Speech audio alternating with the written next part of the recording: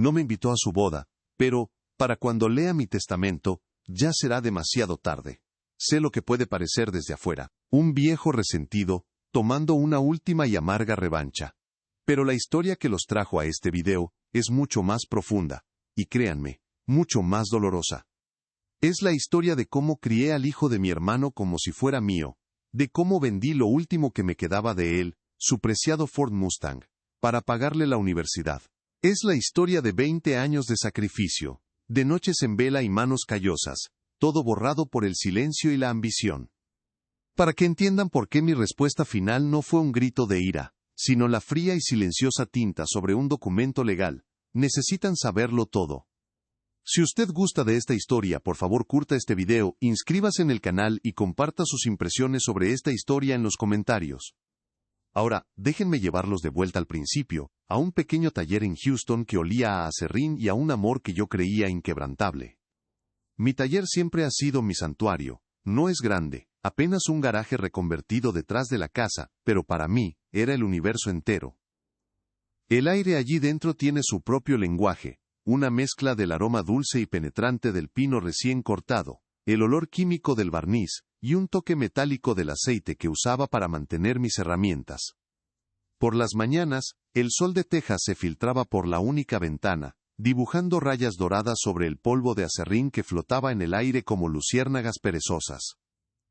Cada herramienta colgada en la pared tiene una historia. El martillo con el mango de madera oscurecido por décadas de sudor, fue el primero que mi padre me regaló.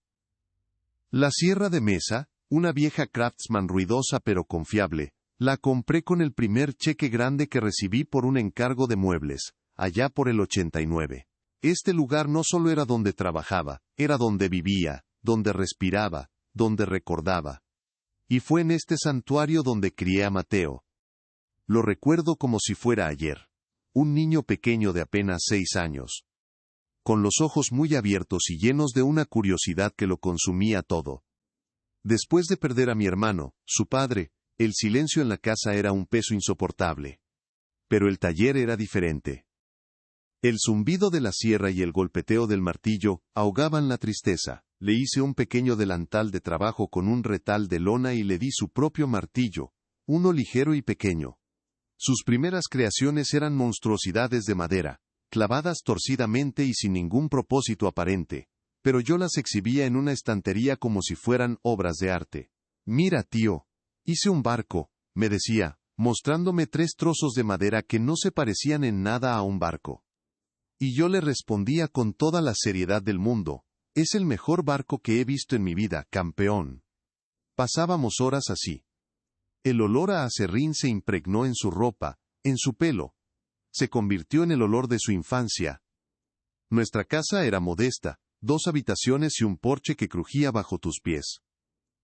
El centro de nuestro hogar era una mesa de comedor de roble macizo, que construí yo mismo el año en que Mateo llegó. La madera era sólida, pesada, con un veteado profundo que parecía contar historias. En esa mesa, cenábamos cada noche. Yo llegaba del taller, cansado y cubierto de polvo, y él ya estaba allí, con sus libros de la escuela esparcidos. Mientras yo cocinaba algo sencillo, él me contaba sobre su día, sobre la maestra que no le gustaba, o el amigo con el que había jugado. Comíamos juntos. El sonido de nuestros tenedores contra los platos era la única música que necesitábamos. En esa mesa revisé sus tareas de matemáticas, le ayudé a escribir sus primeros ensayos y escuché sus sueños de ir a la universidad, sueños que se hacían más grandes y caros con cada año que pasaba. La superficie de esa mesa está llena de marcas, un arañazo de un compás, una mancha de tinta de un bolígrafo que goteó, el contorno de un vaso caliente. Son las cicatrices de nuestra vida juntos. Cuando Mateo fue aceptado en la Universidad de Texas en Austin, sentí un orgullo que casi me partió el pecho, pero ese orgullo venía con un número, $24,500 solo para el primer año. Yo no tenía ese dinero. Mis ahorros eran modestos, apenas suficientes para cubrir una emergencia. Durante semanas, no dormí. Me sentaba en la oscuridad del taller, mirando mis manos, preguntándome cómo podía fallarle. Y entonces mis ojos se posaron en la lona que cubría el tesoro de mi hermano en un rincón del garaje, su Ford Mustang del 67. Era de un color rojo cereza profundo, con el interior de cuero blanco. Mi hermano lo adoraba. Pasaba los fines de semana puliéndolo hasta que podías ver tu reflejo en el capó. Era lo último verdaderamente suyo que me quedaba, un eco tangible de su risa y su amor por la vida. Venderlo se sentía como una traición, como enterrarlo por segunda vez. Pero entonces pensé en Mateo, pensé en la promesa silenciosa que le hice a mi hermano en ese hospital frío y estéril. Que cuidaría de su hijo, que le daría todo lo que él no podría. La decisión fue la más dolorosa de mi vida. Puse el anuncio un lunes. El viernes, un coleccionista de Dallas vino a verlo. Recuerdo el sonido del motor al arrancar. Un rugido profundo y gutural que sacudió el garaje. Le entregué las llaves con la mano temblorosa. Me dio un cheque de caja por $35,000. No negocié. Solo quería que terminara. Me quedé en la entrada de la casa, viendo cómo las luces traseras rojas del Mustang se hacían más pequeñas y desaparecían al final de la calle. Sentí un vacío en el estómago. Un hueco frío que nada podría llenar. Pero cuando le di a Mateo la noticia, su abrazo, la pura alegría en su rostro, me hizo creer que el sacrificio había valido la pena. Gracias, tío. Te juro que haré que te sientas orgulloso, me dijo con lágrimas en los ojos. En ese momento, le creí. En una de las estanterías del taller, junto a sus primeros barcos de madera, hay una pequeña caja que tallé para su 10º cumpleaños. Es de madera de nogal, con sus iniciales grabadas en la tapa. Se la di para que guardara sus tesoros. Una canica de la suerte, una moneda rara, una entrada de cine de su primera película. Él la usó durante años. Pero cuando se fue a la universidad la dejó atrás. Dijo que no tenía espacio en su dormitorio. Así que la puse de vuelta en la estantería. A veces, cuando el silencio de la casa se vuelve demasiado fuerte, la tomo en mis manos. La madera es suave al tacto, pulida por el tiempo. Dentro, está vacía. Un pequeño cofre de madera esperando tesoros que nunca llegaron. Se quedó allí, como un centinela silencioso, acumulando una fina capa de polvo mientras yo esperaba llamadas que se hacían cada vez más cortas y visitas que se volvían cada vez más raras. Los años en la universidad pasaron como un borrón. Al principio Mateo llamaba cada domingo, sin falta. Su voz, llena de entusiasmo por las clases de negocios y las nuevas amistades, era la mejor parte de mi semana. Me contaba sobre sus profesores, los proyectos que lo mantenían despierto hasta tarde, y a veces, incluso pedía mi opinión sobre cómo construir un modelo para una presentación. Durante esas llamadas, yo me sentaba en el porche, con el teléfono pegado a la oreja, y podía casi oler el aserrín en su ropa de nuevo, como si nada hubiera cambiado. Pero cambió. Poco a poco, las llamadas semanales se convirtieron en mensajes de texto quincenales. Las largas conversaciones se redujeron a un ¿todo bien, tío? Seguido de un estoy muy ocupado, te llamo luego. El luego rara vez llegaba. Yo lo justificaba. Una carrera exigente, una vida social activa. Era lo que yo había querido para él. La primera vez que trajo a Amelia a casa fue durante las vacaciones de Acción de Gracias de su último año. Limpié la casa durante 2 días, asegurándome de que no hubiera ni una mota de polvo de madera a la vista. Cociné un estofado de res, su favorito desde niño. Y el aroma llenó cada rincón de la pequeña casa, un olor a hogar y a recuerdos. Cuando llegaron, Mateo me dio un abrazo rápido, casi formal. Amelia, por su parte, me extendió una mano delicada, con las uñas perfectamente cuidadas. Era hermosa, de eso no cabía duda, pero su sonrisa no llegaba a sus ojos. ¡Qué rústico!, dijo al entrar, su mirada recorriendo las paredes de madera y los muebles que yo mismo había construido. La palabra flotó en el aire, a medio camino entre un cumplido y una crítica. Nos sentamos a cenar en la mesa de roble. Puse los mejores platos, los que solo usaba en Navidad. Mateo parecía incómodo, como si estuviera interpretando un papel. Amelia apenas tocó el estofado. Estoy cuidando mi figura para la gala de la empresa de mi padre, explicó, empujando un trozo de carne por el plato con su tenedor. Hablaba de un mundo que yo no conocía, de fines de semana en los Hamptons, de subastas de arte, y de la importancia de tener los contactos adecuados. Yo escuchaba en silencio, viendo a mi sobrino asentir, sonreír en los momentos justos, como si hubiera ensayado esa conversación 1000 veces. En un momento, la mano de Amelia se posó sobre la superficie de la mesa, recorriendo una de las viejas cicatrices de tinta. Mateo me contó que usted mismo construyó esta mesa.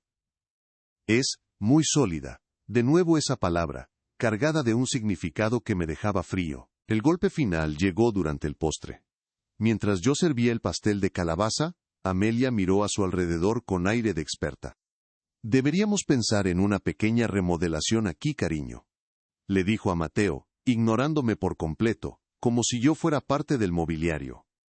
Un poco de pintura blanca para iluminar el espacio, cambiar estos muebles oscuros, podría tener mucho potencial. Sentí como si el aire se hubiera escapado de mis pulmones. Esos muebles oscuros eran mi vida. Eran horas de trabajo, madera de nogal que había lijado hasta que mis dedos sangraron. Eran la cuna que le construí, la estantería donde ponía sus trofeos de la escuela. Eran nosotros. Esperé, con el corazón en un puño, a que Mateo dijera algo. A que defendiera nuestro hogar, nuestra historia, pero él solo asintió, una sonrisa tensa en su rostro. Sí, tal vez, podríamos verlo. No me miró. Sus ojos estaban fijos en Amelia, buscando su aprobación. En ese instante, vi la verdad con una claridad dolorosa.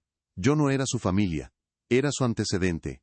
Una anécdota de origen humilde, que él contaría en fiestas para parecer más interesante, pero que en el fondo le avergonzaba. Cuando se fueron esa noche, el sonido de su auto de lujo desapareciendo por la calle fue mucho más definitivo que el del Mustang años atrás. Me quedé solo en la cocina. La casa estaba impecable, pero se sentía sucia. Pasé la mano por la superficie de la mesa de roble, sintiendo cada arañazo, cada marca, cada recuerdo que ella quería borrar con una capa de pintura blanca. No fue la pintura lo que me dolió. Fue la facilidad con la que Mateo estuvo de acuerdo en blanquear nuestra historia. Esa noche, el silencio en la casa ya no era pacífico, era el sonido de algo rompiéndose.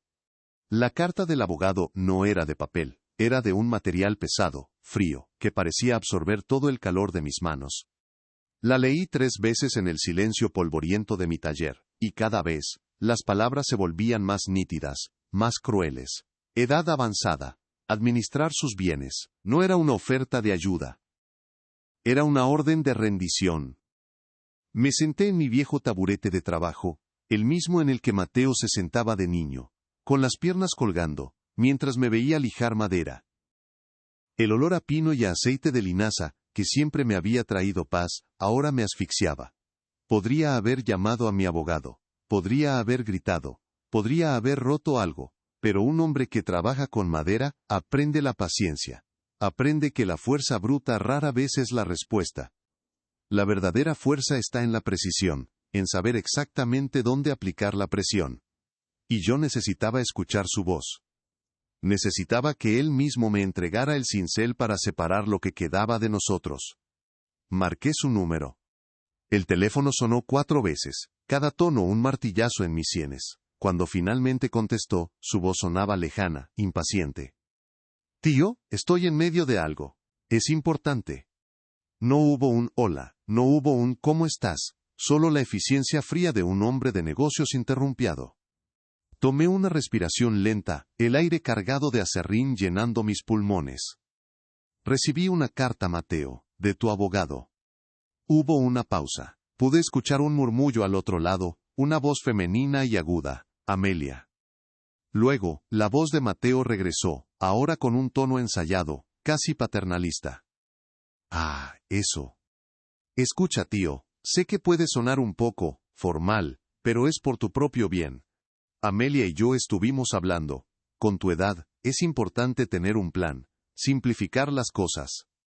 Simplificar las cosas, repetí en voz baja, la palabra se sintió como veneno en mi lengua. ¿Y qué cosas, exactamente, estamos simplificando? Bueno, ya sabes, las finanzas, la casa. Nunca fuiste muy bueno con los números, seamos honestos. Siempre has sido más de manos. Sentí el desprecio velado en esa última palabra, como si mis manos callosas, las mismas que le habían dado de comer y le habían construido un futuro, fueran una debilidad.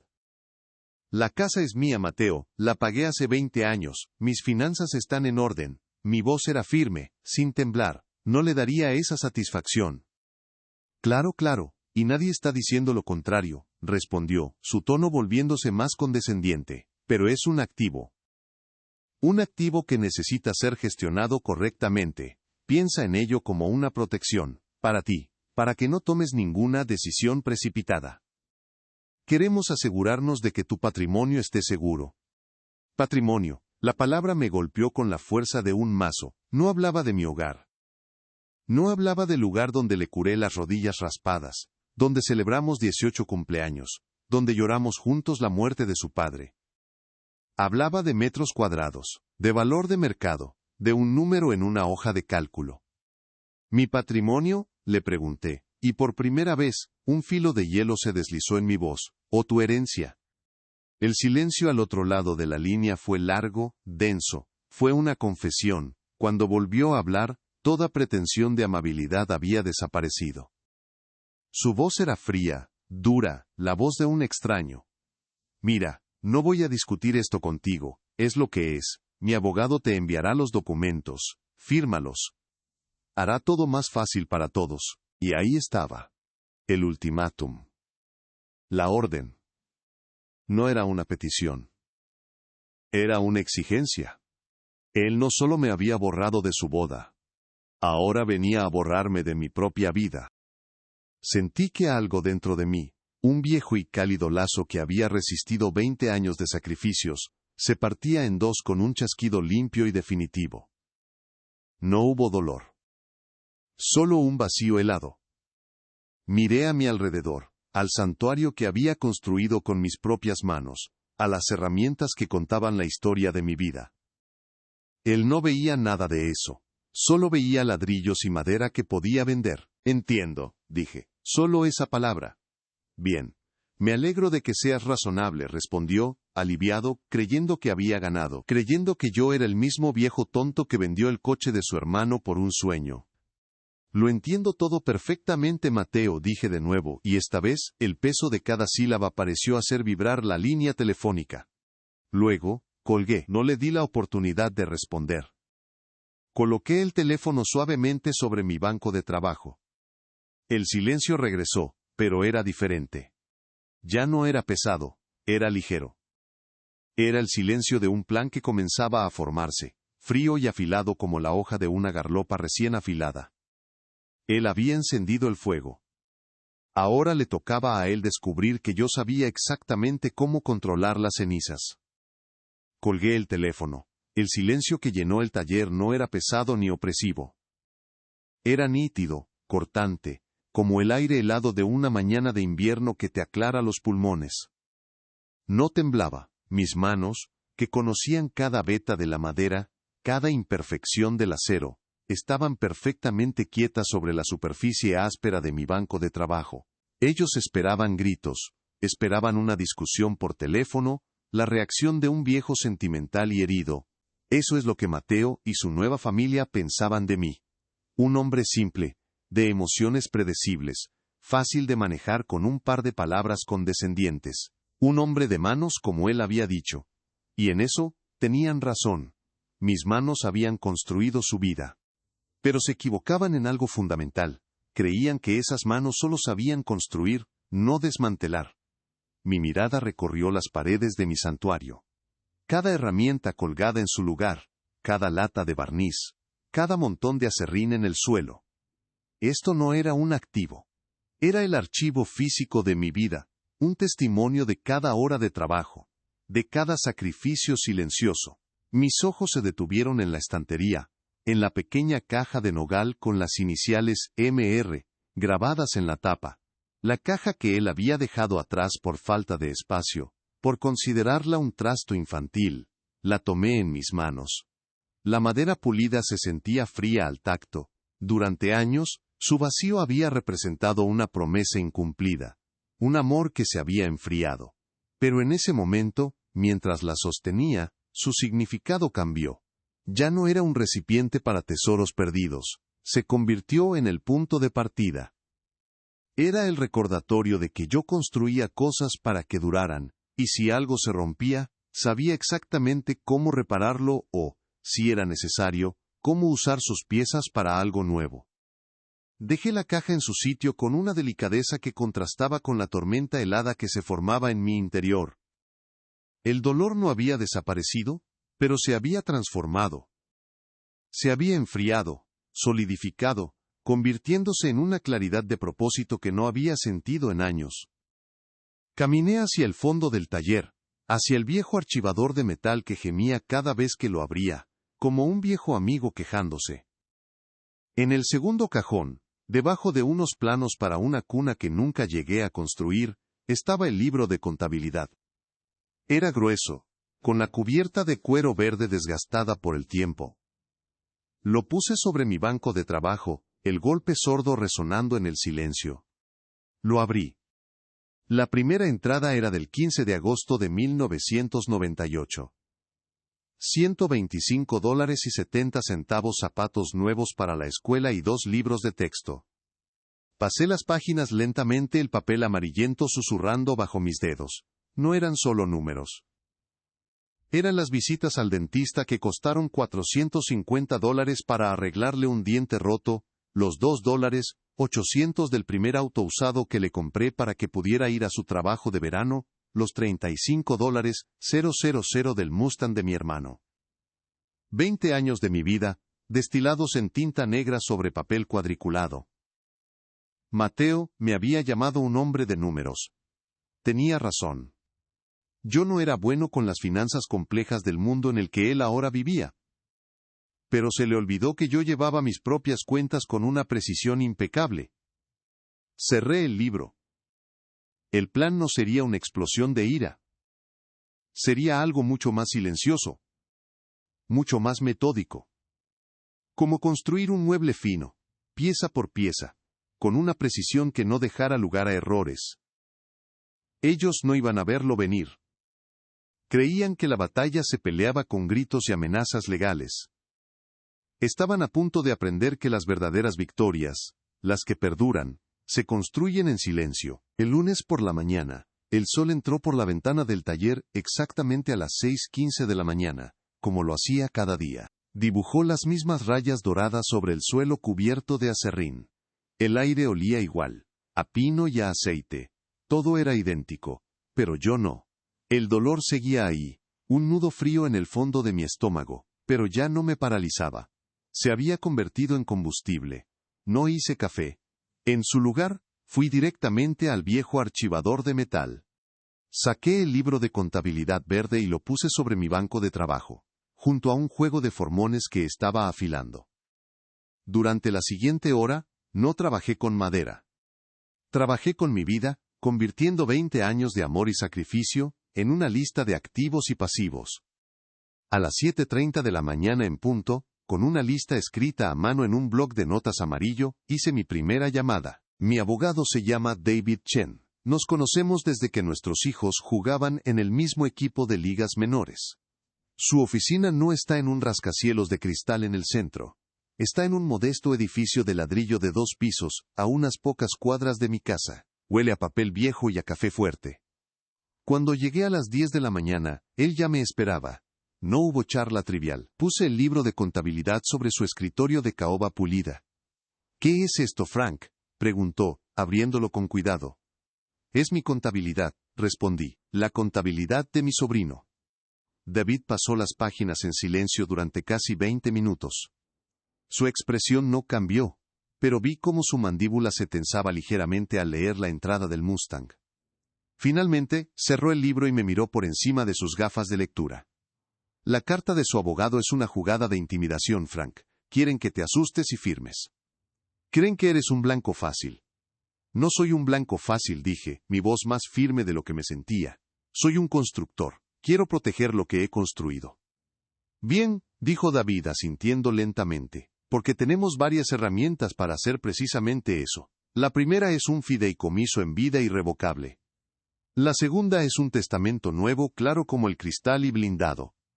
Le expliqué exactamente lo que quería. No quería desheredarlo por completo. Eso sería demasiado simple, demasiado fácil de impugnar como un acto de despecho. No, mi plan era más preciso, más justo.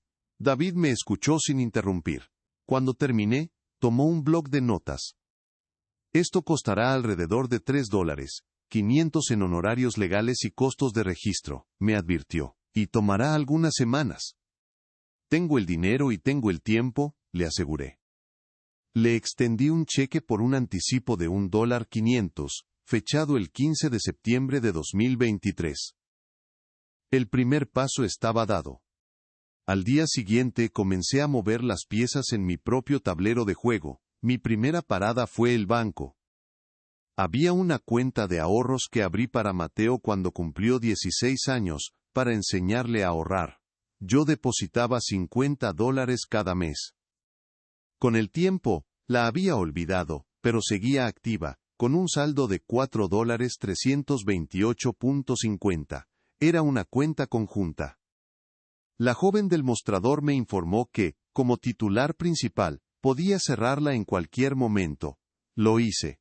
Pedí el saldo completo en un cheque de caja a mi nombre. Fue un acto pequeño, casi insignificante en el gran esquema de las cosas, pero se sintió como cortar una cuerda podrida. Luego, llamé a la compañía de mi seguro de vida. Tenía una póliza de $250,000 que había contratado hacía años, pensando que si algo me pasaba, Mateo estaría cubierto. El beneficiario único era él. Solicité los formularios para cambiarlo. El nuevo beneficiario sería el Hospital Infantil de Texas. Envié los documentos por correo certificado esa misma tarde. El costo del envío fue de $8.95. Anoté el gasto en mi libro de contabilidad. La parte más difícil fue la casa. Era mi mayor activo, valorado en aproximadamente $320,000, según la última tasación de impuestos del condado de Harris. Era el premio gordo que ellos buscaban. Siguiendo las instrucciones de David, contraté a un tasador independiente por $450 para obtener una valoración actual y oficial. El 28 de septiembre, recibí su informe. $345,000. Con ese documento en mano, David redactó los papeles para transferir la propiedad de la casa a un fideicomiso irrevocable. Explicado de forma sencilla, la casa ya no sería legalmente mía. Pertenecería al fideicomiso, y yo sería el fideicomisario, con derecho a vivir en ella hasta mi muerte. Después de eso, el fideicomiso tenía instrucciones muy específicas, instrucciones que Mateo no conocería, hasta que fuera demasiado tarde. El 23 de octubre, firmé los documentos finales frente a un notario en la oficina de David. El clic metálico del sello del notario sobre el papel fue el sonido más satisfactorio que había escuchado en meses. La casa estaba a salvo. Estaba fuera de su alcance. Esa noche, volví a mi taller. El aire estaba fresco y el olor a cedro de un nuevo encargo llenaba el espacio. Me senté en mi taburete, sintiendo el cansancio en mis huesos, pero era un cansancio bueno, el de un día de trabajo productivo. Mis ojos se posaron en la pequeña caja de nogal en la estantería. La tomé y la abrí. Seguía vacía. Pero por primera vez en mucho tiempo, el vacío no me hablaba de pérdida. Me hablaba de espacio. Espacio para construir algo nuevo. Con cuidado, coloqué dentro el recibo del notario, el comprobante del cheque de caja del banco, y una copia del cambio de beneficiario del seguro. Cerré la tapa. Ya no era un cofre de tesoros infantiles. Se había convertido en la caja fuerte de mi dignidad.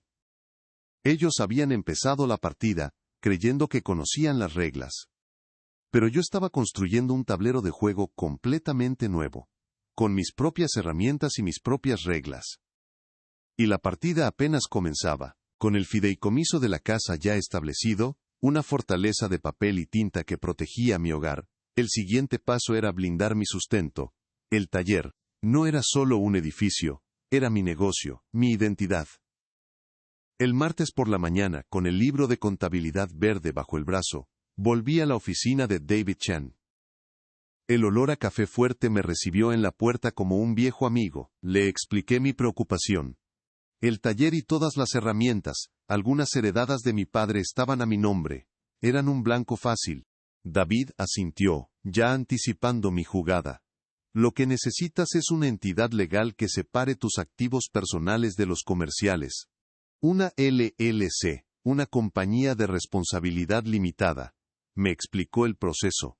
Requería registrar un nombre, presentar los artículos de organización ante la Secretaría de Estado de Texas, y pagar una tarifa de registro de $302.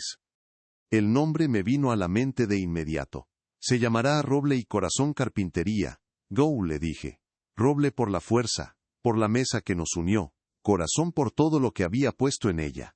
David sonrió por primera vez ese día. Me gusta, es sólido. Durante la siguiente hora, llenamos los formularios. El 4 de noviembre de 2023, Roble y Corazón Carpintería LLC nació oficialmente. Transferí la propiedad del taller y cada herramienta, desde la sierra de mesa Craftsman hasta el último clavo, a la compañía. Yo era el único miembro, pero la compañía era una entidad separada. Un muro, mi trabajo, mi legado, ahora estaba protegido por la misma ley que ellos intentaban usar en mi contra. Unos días después, mientras organizaba los nuevos documentos de la empresa en mi archivador, tomé una decisión. Necesitaba saber qué tan lejos estaban dispuestos a llegar. Necesitaba darles un pequeño empujón para que revelaran su mano. Con el corazón latiendo con un ritmo frío y constante, marqué el número de Mateo. Lo planeé para que fuera a las 7:30 de la noche, sabía que estaría cenando con Amelia. Respondió al tercer tono, con un dejo de irritación en su voz. ¿Tío? Estoy un poco ocupado. Solo un minuto, Mateo, dije, inyectando un tono de confusión en mi voz. Estoy aquí con estos papeles que me envió tu abogado. Hay una cláusula, la 3.b, sobre la disposición de activos fiduciarios. No la entiendo bien. Hubo un silencio. Pude oír el tintineo de un tenedor contra un plato, y luego la voz de Amelia, un susurro agudo y claro como el cristal. Dile que no se preocupe por los detalles, que solo lo firme. La voz de Mateo regresó a la línea, ahora cargada de una paciencia forzada que era más insultante que la ira. Tío, de verdad no necesitas entender cada palabra. Por eso contratamos a un profesional. Es un documento estándar para optimizar, para organizar las cosas. Solo fírmalo donde está la pestaña amarilla. Es por tu propio bien. Pero la casa, empecé a decir. La casa estará bien, me interrumpió. Todo estará bien. Confía en mí, ¿quieres? Estamos haciendo esto para protegerte. La palabra protegerte resonó en el auricular. No me estaban protegiendo a mí, estaban protegiendo su inversión. De acuerdo, Mateo, dije suavemente. Solo quería asegurarme. Genial. Ahora si me disculpas tenemos invitados. Hablamos luego. Y colgó. Me quedé mirando el teléfono. La carnada había sido lanzada. Y ellos la habían mordido sin dudarlo, confirmando todo lo que ya sabía. Su arrogancia era su mayor debilidad. Creían que estaban lidiando con un viejo senil. No tenían idea de que estaban hablando con el director de una fortaleza que ellos mismos me habían inspirado a construir. El comentario de Amelia sobre mis muebles oscuros había quedado grabado en mi mente. Esa misma semana, llamé a un distribuidor de antigüedades y muebles de segunda mano, un hombre llamado George, al que conocía de la iglesia. Cuando George entró en mi casa, sus ojos se iluminaron. No vio muebles viejos y oscuros, vio nogal macizo, cerezo americano y roble tallado a mano. Pasó sus manos expertas sobre la mesa del comedor, la misma que Amelia había despreciado. Frank, esto es artesanía de verdad. Ya no hacen cosas así, dijo con genuina admiración. Le dije que quería venderlo todo, excepto mi cama y el sillón del porche. Me miró con sorpresa, pero no hizo preguntas. Pasamos la tarde evaluando cada pieza. El juego de comedor de roble que construí para nuestra primera acción de gracias juntos se vendió por $2. 200. El juego de dormitorio de cerezo que hice cuando Mateo entró en la adolescencia, por $1, 850. La estantería de nogal donde exhibía sus trofeos, $600. En total, el cheque que George me escribió ascendió a $7, 400. Mientras sus hombres cargaban los muebles en un camión, sentí una punzada de dolor. Cada pieza llevaba un recuerdo. Pero luego, vi los espacios vacíos que dejaban atrás. No se sentían vacíos, se sentían limpios. Ligeros. Estaba borrando los objetivos de su codicia, uno por uno, y convirtiéndolos en capital líquido que ellos no podrían rastrear tan fácilmente. Deposité el cheque en una nueva cuenta bancaria, abierta a nombre de la LLC. Otro activo movido, otra pieza asegurada en mi tablero. El paso final y más importante tuvo lugar el 15 de noviembre. Era un día gris y nublado en Houston, el tipo de día que encajaba con la solemnidad de la ocasión. Me senté de nuevo frente al escritorio de caoba de David Chen. Sobre la mesa había un documento de 12 páginas, encuadernado en una cubierta azul. Mi Nuevo Testamento. Lo revisamos juntos, página por página. Era una obra de arte legal precisa y sin ambigüedades. Mis activos líquidos, la casa a través del fideicomiso y la empresa Roble y Corazón Carpintería, LLC, estaban claramente delineados. El beneficiario principal de la mayor parte de mi patrimonio no sería Mateo, sería un fondo de becas que David me ayudó a establecer en el Houston Community College. Se llamaría Beca Conmemorativa Michael Roberts para Oficios Calificados, en honor a mi hermano. Financiaría la educación de jóvenes que, como yo, querían construir cosas con sus manos. Una parte, exactamente $50, 000, iría al Hospital Infantil de Texas, el mismo que figuraba en mi póliza de seguro de vida. Y para Mateo, mi sobrino, el hijo que crié, también había algo. No era una cifra monetaria. No era una propiedad. Mi testamento estipulaba que él heredaría un solo artículo, la pequeña caja de nogal con sus iniciales grabadas. Dentro de la caja, encontraría el libro de contabilidad de cuero verde. Y nada más.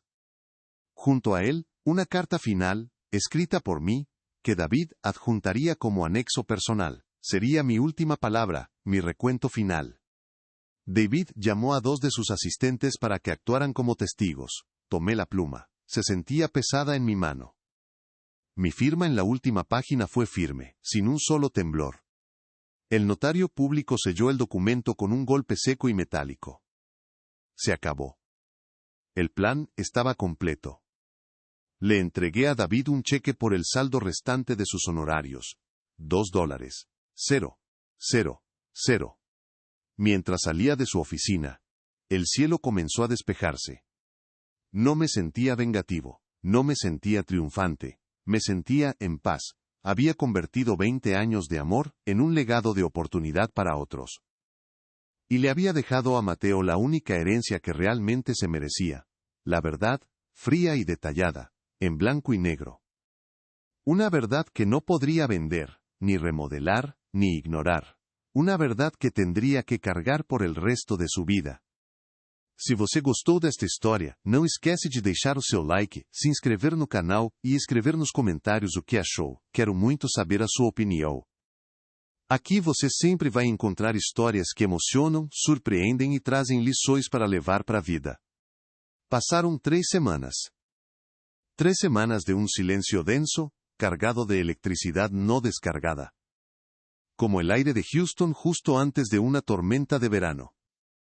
La casa, despojada de la mayoría de sus muebles, se sentía más grande, más luminosa. El eco de mis pasos sobre el suelo de madera desnudo era un sonido limpio, un recordatorio del espacio que había reclamado. Pasaba mis días en el taller, trabajando en un nuevo encargo, un juego de 6 sillas de comedor de cedro. El aroma fuerte y picante de la madera llenaba mis pulmones, un bálsamo para el alma. Me concentraba en el trabajo, en la precisión de los cortes, en la suavidad de la madera lijada bajo mis dedos. Había encontrado un nuevo ritmo, una paz metódica en la que no había lugar para la ansiedad. Sabía que el silencio no duraría. Estaba simplemente esperando. La llamada llegó un martes por la tarde, justo cuando el sol comenzaba a descender, tiñendo el cielo de naranja y púrpura. El número de Mateo apareció en la pantalla de mi viejo teléfono. Lo dejé sonar 3 veces antes de contestar, secándome las manos cubiertas de aserrín en mis jeans. Tomé una respiración lenta y profunda. «Hola», dije, mi voz tranquila. «¡Tío!». «Por fin», exclamó, y pude sentir la tensión vibrando a través de la línea, como una cuerda de guitarra demasiado tensa. «He estado tratando de llamarte. ¿Estás bien?». «Estoy bien, Mateo, trabajando». «Sí, claro, trabajando», dijo, con un tono que intentaba ser casual pero que fracasaba estrepitosamente. «Escucha, llamaba por los papeles. Mi abogado, nuestro abogado, dice que todavía no ha recibido nada. Han pasado casi 2 meses. Necesitamos mover esto, tío». «Estoy al tanto del calendario, Mateo», respondí, mientras mi mirada se posaba en una de las sillas a medio terminar. La unión de la espiga y la mortaja era perfecta, fuerte, invisible a simple vista. «Todavía lo estoy revisando». Hubo una pausa. Podía imaginarlo al otro lado de la línea, pasándose una mano por el pelo, su rostro crispado de impaciencia. «¿Revisando qué?». «Te lo expliqué, es solo una formalidad para protegerte. ¿Por qué tienes que hacer todo tan complicado?». «No es complicado, es prudente», dije con calma. «Es mi casa, mi vida.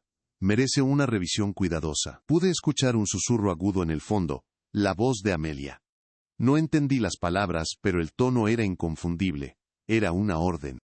La voz de Mateo regresó, más dura esta vez, despojada de cualquier falsa cordialidad. «Mira, no sé qué juego estás jugando, pero no es gracioso. Amelia y yo tenemos planes. Planes que dependen de que esto se resuelva. Estamos tratando de asegurar una hipoteca para una nueva casa, y los bancos necesitan ver que nuestros activos están consolidados. Tu propiedad es parte de esa ecuación». Ahí estaba, la verdad desnuda y fea. No se trataba de protegerme a mí, se trataba de usar mi hogar como garantía para su próxima adquisición de lujo. Mi silencio pareció enfurecerlo aún más. «¿Me estás escuchando? Todo lo que tienes es gracias a tus manos, pero este mundo funciona con papeles, con estrategia». «Algo que tú no entiendes», espetó. «Deberías estar agradecido de que nos estemos tomando la molestia de manejar esto por ti». Agradecido, repetí la palabra, no como una pregunta sino como una observación. Dejé que flotara en el aire entre nosotros. «He estado pensando mucho en la gratitud últimamente, Mateo». «Basta de filosofía barata», gritó, perdiendo por completo el control. «Firma los malditos papeles, o te juro que haremos que un juez te declare incompetente. ¿Es eso lo que quieres? ¿Que un extraño decida que ya no puedes ni siquiera administrar tu propio dinero? Porque ahí es a donde vamos si sigues con esta terquedad». La amenaza colgaba en el aire, pesada y tóxica. Sentí una punzada de dolor, no por el insulto, sino por la confirmación final del extraño en que se había convertido. El niño al que le enseñé a usar un martillo, ahora amenazaba con usar la ley como un mazo para aplastarme. Miré alrededor de mi taller, mi santuario, miré la pequeña caja de nogal en la estantería. Todo estaba en su lugar. Yo estaba en mi lugar. «No necesitas preocuparte por mis finanzas, Mateo», dije, y mi voz era ahora tan fría y afilada como la hoja de mi mejor formón. «He tomado mis propias disposiciones. Todo está en orden». «¿Qué disposiciones? ¿Qué diablos significa eso?», exigió, su voz ahora teñida de una nueva emoción, el pánico. «Significa que ya no tienes que preocuparte por mí. O por mis activos», le dije, eligiendo mis palabras con la misma precisión con la que elegía un corte en la madera. «He simplificado las cosas, como tú querías». Antes de que pudiera responder, antes de que pudiera procesar la implicación de mis palabras, continué. «Tengo trabajo que hacer. Que tengas una buena noche». Y colgué. Coloqué el teléfono en el banco de trabajo con una mano firme. El zumbido de las luces fluorescentes parecía más fuerte en el silencio que siguió. No sentí ninguna victoria, solo una profunda y agotadora tristeza. Él había construido su propia trampa con la arrogancia y la codicia, y acababa de entrar en ella de cabeza. Y yo, el constructor, solo había tenido que mantenerme quieto y dejar que lo hiciera. El sonido de la lija sobre la madera de cedro era rítmico, casi meditativo. Cada pasada era suave, controlada, quitando las imperfecciones hasta dejar una superficie impecable.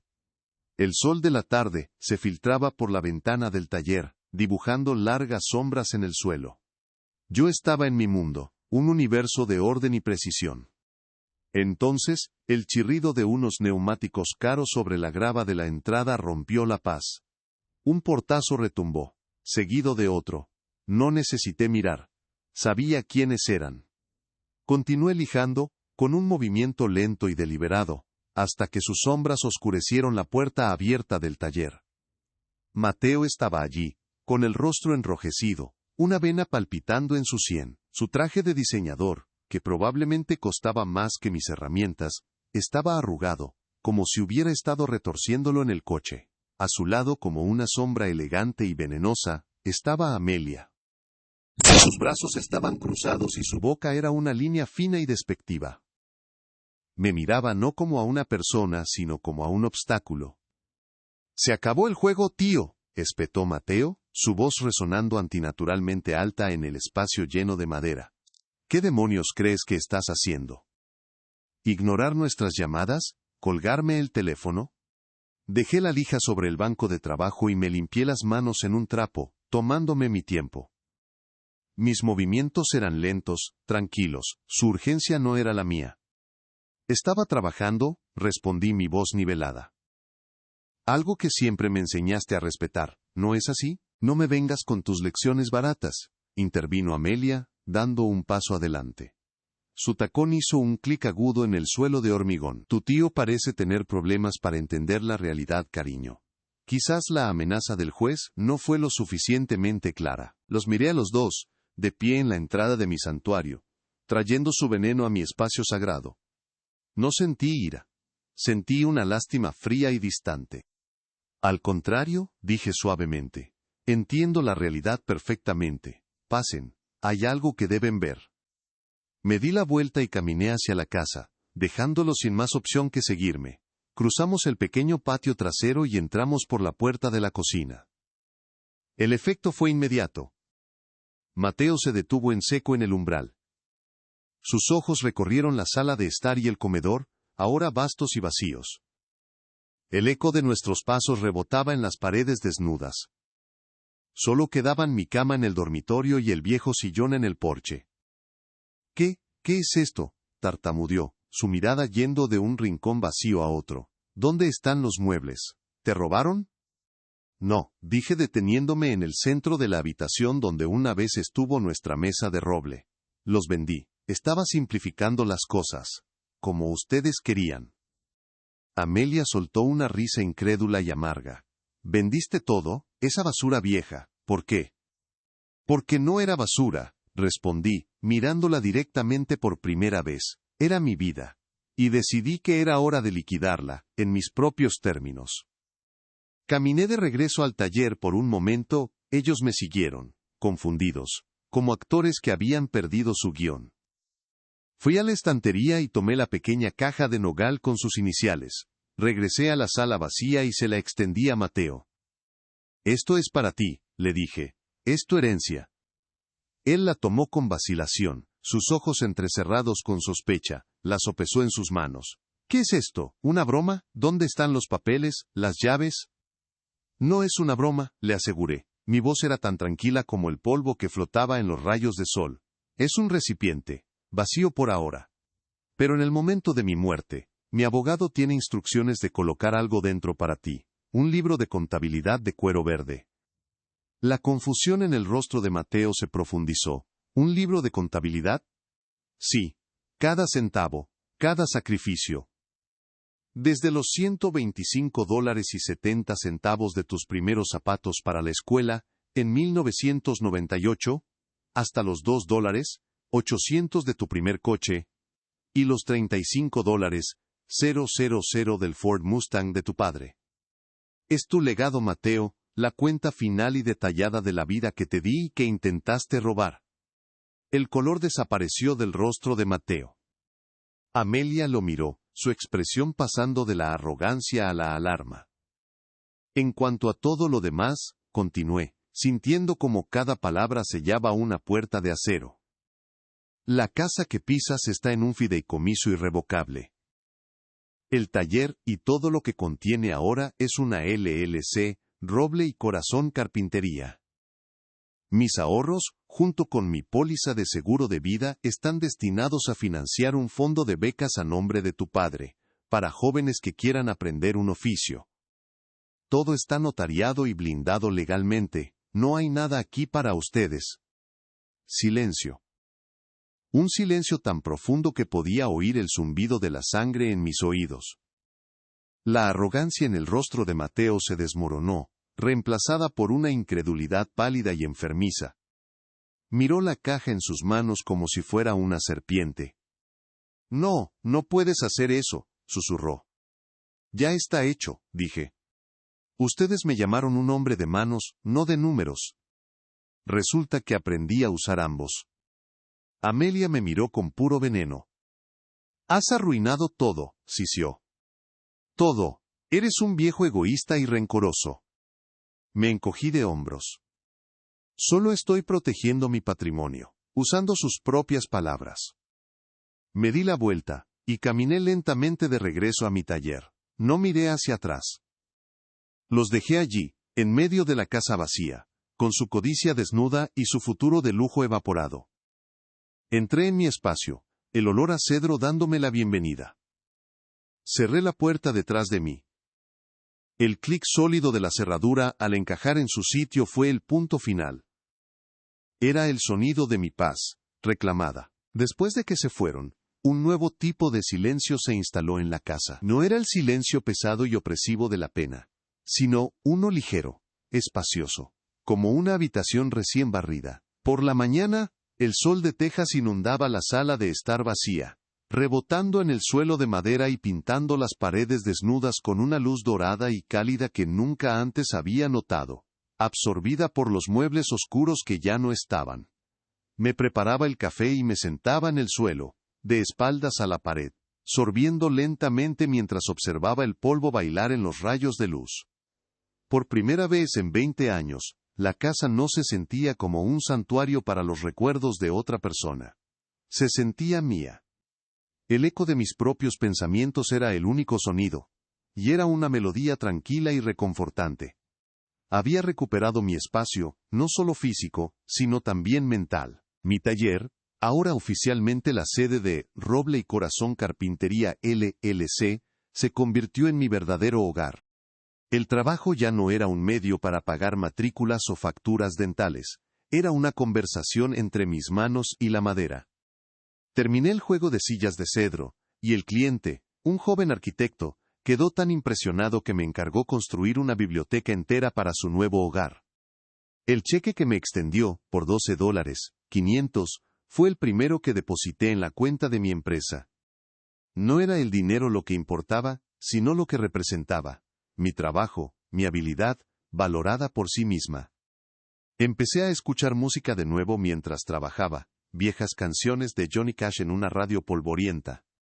A veces, mientras la garlopa se deslizaba sobre la madera, me sorprendía a mí mismo tarareando. Estaba construyendo de nuevo, pero esta vez, estaba construyendo mi propia vida, pieza por pieza. Una tarde, mientras limpiaba la estantería, mis dedos rozaron la pequeña caja de nogal. La tomé, su superficie lisa y familiar en mi palma. Durante tanto tiempo, su vacío había sido un recordatorio doloroso de lo que había perdido. Luego se convirtió en la bóveda de mi plan silencioso, conteniendo los papeles que eran mi armadura. Ahora, al abrirla, estaba vacía de nuevo, pero su significado había cambiado una vez más. Ya no era un símbolo de pérdida ni un arma de defensa. Era simplemente una caja hermosa, una prueba de mi habilidad. Un objeto que había sobrevivido a la tormenta. Saqué del bolsillo una carta que había llegado esa mañana. Tenía el membrete del Houston Community College. Era una nota formal de agradecimiento por la creación de la beca conmemorativa Michael Roberts para oficios calificados. La doblé con cuidado y la coloqué dentro de la caja, el primer tesoro de mi nueva vida. cerré la tapa con un suave clic. El legado de mi hermano, y el sacrificio del Mustang que tanto amaba, ya no estaban atados a la ingratitud de un solo hombre. Se habían transformado, multiplicándose en oportunidades para docenas de jóvenes que, como yo, creían en la dignidad de construir algo real con sus propias manos. Mateo recibiría su libro de contabilidad, una herencia de números fríos y verdades duras.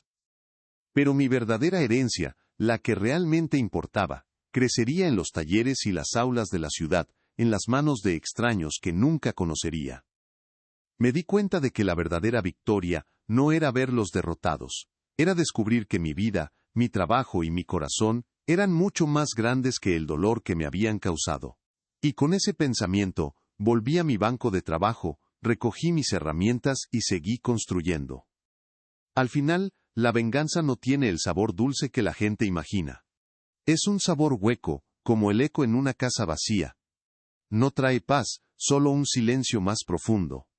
La verdadera lección que aprendí, la que quiero compartir con ustedes hoy, no fue sobre cómo castigar la ingratitud, sino sobre cómo redescubrir mi propio valor, cuando creía haberlo perdido por completo.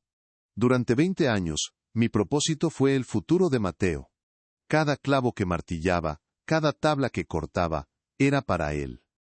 Cuando me borraron de su vida, sentí que me habían borrado a mí, como si yo fuera solo un andamio que se desecha una vez que el edificio está terminado. Pero, se equivocaron.